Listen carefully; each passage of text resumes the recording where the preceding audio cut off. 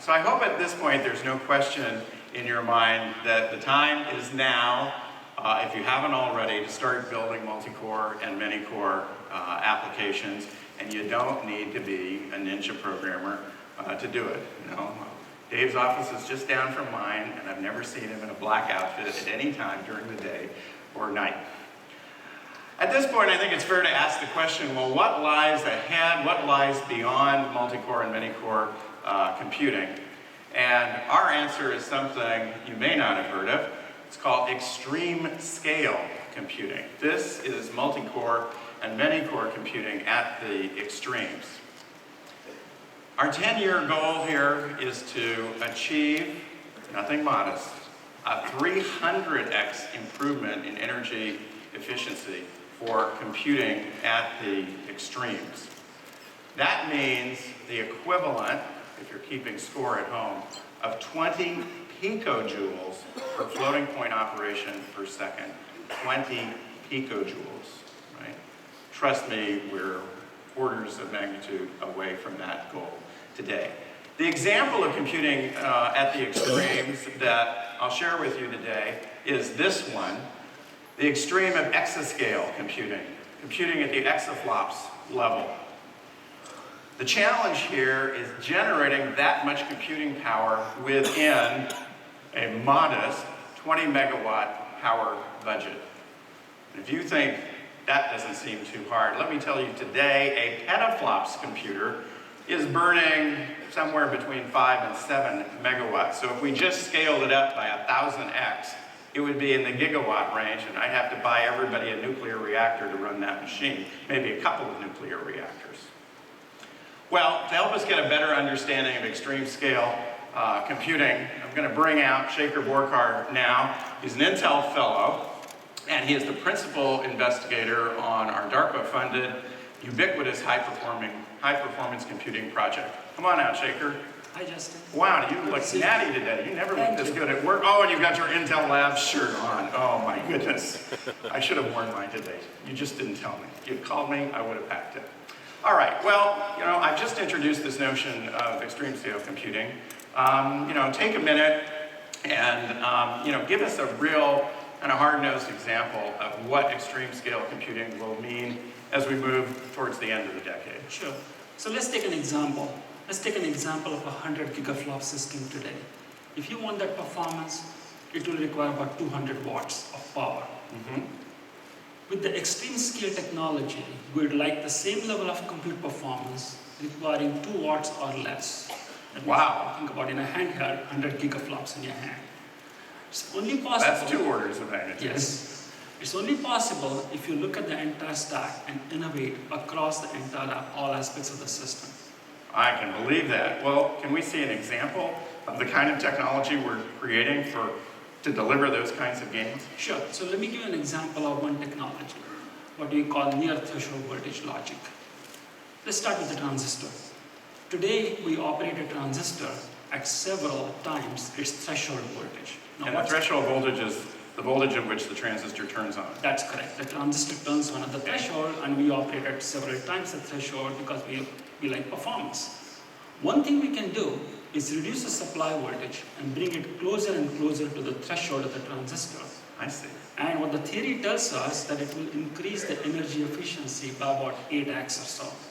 And I can show you an example if you're interested. Okay, let's go take a look. Oh, Sriram's back. Where's your lab coat? Not today. That really looked good. I think we should have a rule. All Intel Labs people have to come on stage in white coats. Okay. So why don't you show Justin? All right. So Sriram, I think, you know, we can say a lot more now. I think Paul wanted to just preview it. So tell us what we're looking at here. Certainly, yeah. We're going to take a closer look at the experimental microprocessor that Paul showed 2 days ago. What we have here, when we're disclosing for the first time, is the code name for this called Claremont. So Claremont is actually a Pentium class experimental microprocessor that's capable of running very close to the threshold voltage of the transistors, just like how Shaker was explaining. And here, you saw it on day 1 running Windows, and here it is running Linux, and it's capable of booting multiple operating systems. And here again, you see the same funny cat animation. You're still torturing that cat. Well, we're trying not to, but yes, I mean, So this is basically the video of the Linux boot. Okay. You wanna tell us more about sort of the electrical performance we're looking at? Certainly, I mean, yeah. So basically we are operating within a couple of hundred millivolts of the threshold voltage of the transistors. And here's the thing, we get about a 5x improvement in energy efficiency, like Shaker was saying, when operating at near threshold. And the power consumption is just a few milliwatts of power, allowing it to be powered off here again from the small solar cell, powering the entire processor core. You know, people are already calling this the postage stamp processor in the press. One thing I want to clarify, you might be wondering, why only 5x? Because I said 8x earlier. I know, but you're prone to exaggeration. Well, it's not exciting. There is a reason behind it. The reason Okay. is we use an old core here. If we had started this design from scratch, we could have gotten 8 to 10x improvement. But at least this is proof of concept. I see. Okay. Yeah, so this is actually a Pentium core, and I understand it's so old, It's so good.